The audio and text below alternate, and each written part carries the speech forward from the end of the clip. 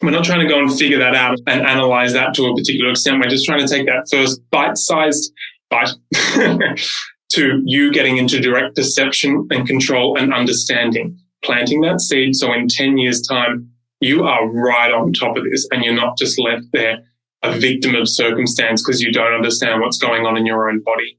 That is the Yin Jing and Yang Jing dynamic. And you can see why I personally get very excited talking about this, because it brings sovereignty. It just takes Viagra and that shit out of the equation and all the other equivalents.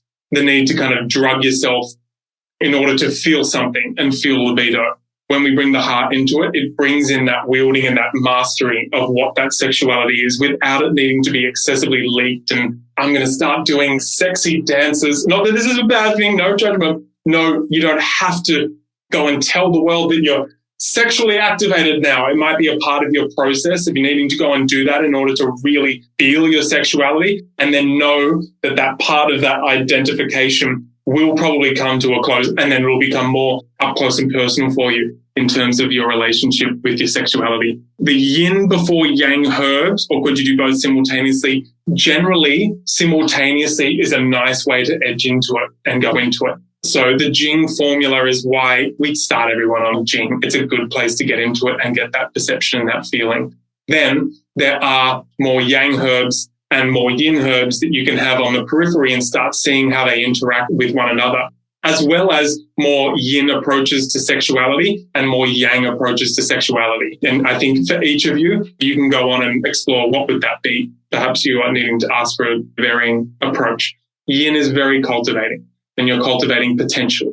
For women, it's the exact same, but I'm just going to quickly use the example for men. It's often that men don't have a cultivation of their sexual perception. So it's like going for 20 minutes and going and being intimate with yourself without a focus on an endpoint and just directly feeling and perceiving that experience. That's cultivating. That's bringing water and storage in, and then going out and having a big burst of expression, or maybe that's coming to ejaculation, or maybe it's using that energy and going and using it for creative endeavors. That's the dynamic there. Going in for the Jing formula is a nice, easy approach to start there. And then you can bring in, say, a Schisandra berry or the beauty blend to just go, hey, what does it feel like when I cultivate more of that yin? Beauty blend is a really great one for doing that. And for the yang, even though deer antler is actually a yin and yang herb, it's more yang.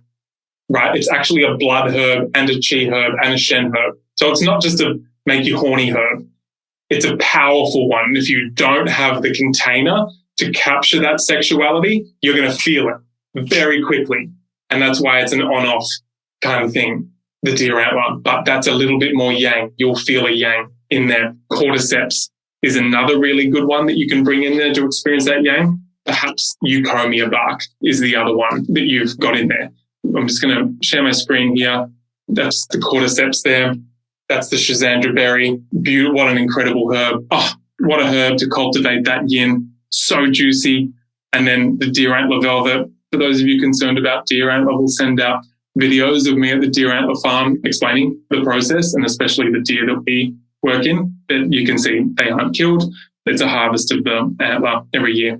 And then the euphomia bark. That euphomia bark is off the rubber tree, a very erect tree. It's the primary yang jing herb of tonic herbalism, which is saying something. Okay, have a little Jing powder, Margaret. Amazing. Keep on taking that, Jing.